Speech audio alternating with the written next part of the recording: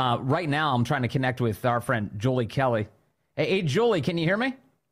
I can. Okay, good. This is you're on the Vince Coglianese Show live. We're doing a little bit of an unusual connection here today, but Julie, it's so great to have you with us. Julie is the author of Declassified by the Julie Kelly Substack, the author of How Democrats Use the Capitol Protest to Launch a War on Terror Against the Political Right. And boy, Julie, you've been very busy in the last 24 hours because we see news breaking that the Supreme Court is taking up a case that may relieve hundreds of January 6 victims of the government's excesses of the burdens placed upon them. Give us a kind of the Cliff's Notes of what's going on here. Right. So this is the obstruction of an official proceeding, 1512C2 count, that this DOJ has slapped against more than 320 January 6 defendants. It is, of course, a nonviolent offense. It was passed in 2002 in the wake of the Enron Arthur Anderson accounting scandal. Right. But this DOJ has weaponized it against January 6 defendants, claiming that that day what represented an official proceeding. They obstructed it because it had to shut down for a few hours, and therefore they've been charged with this. More than 100, I think, have already been convicted or taken plea deals and sentenced. Yes. Some are in prison right now, and some are waiting to be sentenced. And this idea that any person is obstructing a congressional proceeding, as you point out, is predicated on white-collar crime and the destruction of evidence that would be useful for an investigation into, say, fraud by, major firms in the United States that Congress is conducting.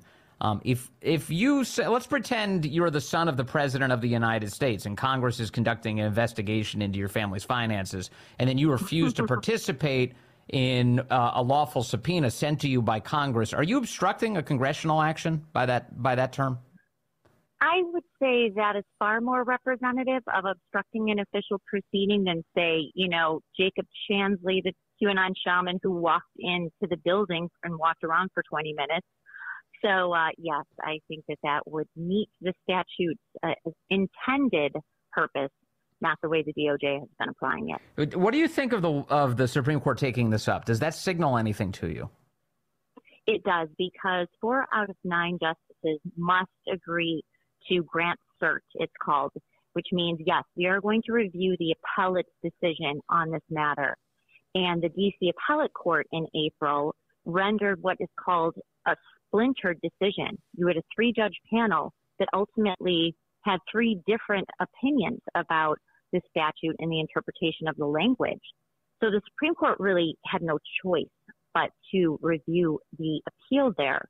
But since 4 justices, at least 4, have agreed to take a look at it, I think that's a very good sign. And look, even legal experts on the left agree that the DOJ is on very shaky legal ground, using this statute, knowing its background, and using it to do what a lot of people, Americans, consider, constitutionally protected political activity, which is interrupting a government proceeding.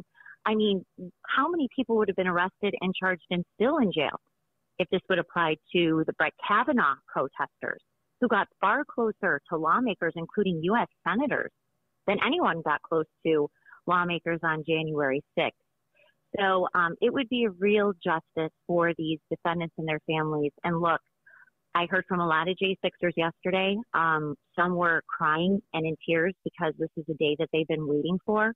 Others really outraged and infuriated that this didn't happen sooner, because the people whose lives have been destroyed, marriages broken up, bankrupted. Matthew Perna killed himself in February of 2022 when he found out the government was going to ask for years in prison after he pleaded guilty to obstruction.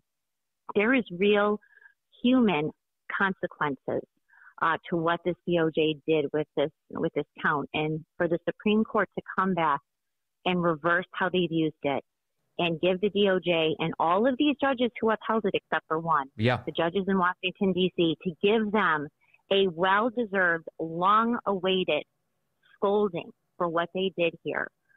That will be a very gratifying day. Now, if the Supreme Court comes along and says, look, this is totally unconstitutional, these charges need to be overturned, I'm worried about what comes next. Now, of course, I want the right outcome. I want justice to be served appropriately. But I do worry that the left has been so radicalized in our country, and their desire for violence and aggression against the institutions that don't help them secure their political goals is immense. Are you worried about what comes next if the Supreme Court does overturn these cases, how the left reacts, how they've been conditioned to react? Are you concerned about that? You know, I haven't really thought about it, but you're right, because they're such automatons. They will just do whatever, Rachel Maddow or Andrew Weissman tell them how to react. But I think as this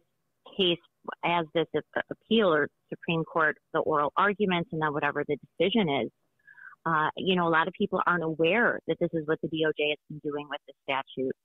So is the Supreme Court considering how the left will react? Possibly. We know that they have made some political decisions, especially after the 2020 election. Right. But this is pretty much a no-brainer, Vince.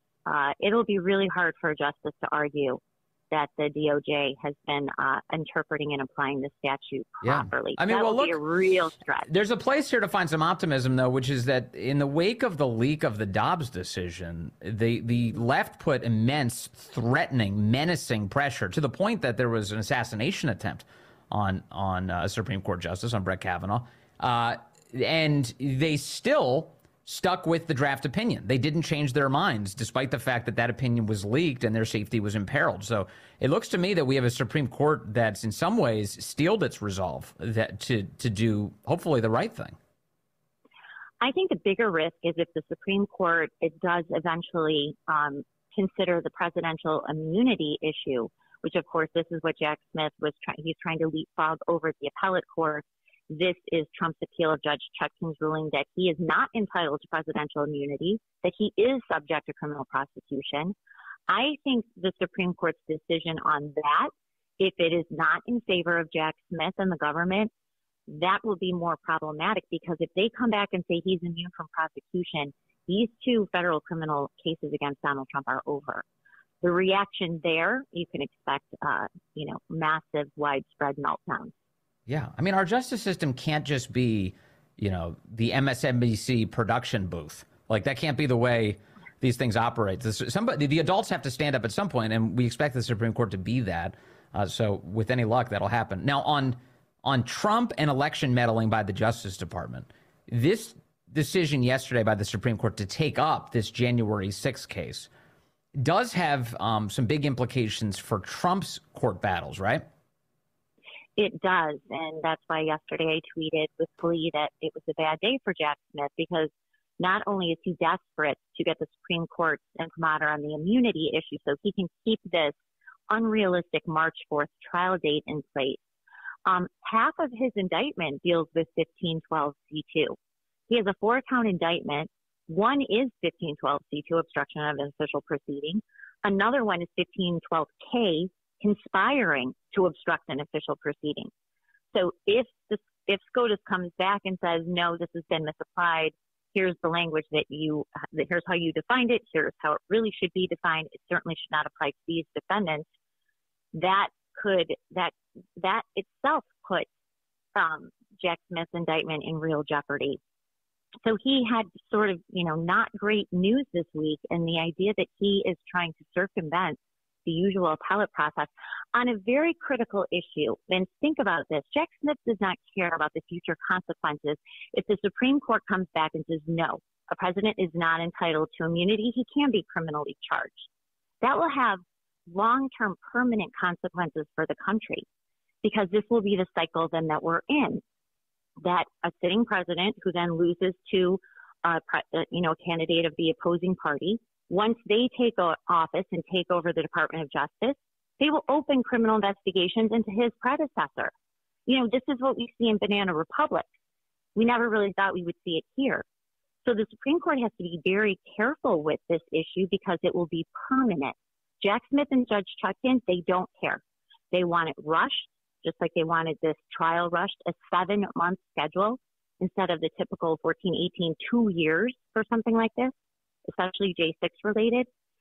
So, but they don't care. They would rather burn everything down to get Donald Trump behind bars before the election, gratify this bloodlust on the left for Donald Trump to be in prison, than consider what this really means for the country in the future.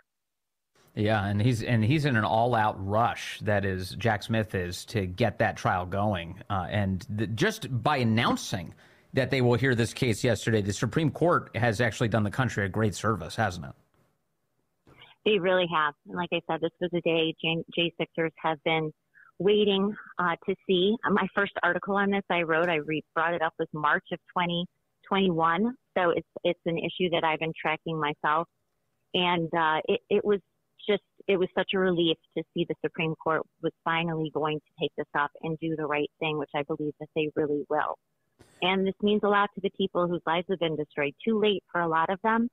But you already see some court motions. People who were supposed to be sentenced for this obstruction conviction are now asking judges to delay their sentencing until the Supreme Court weighs in.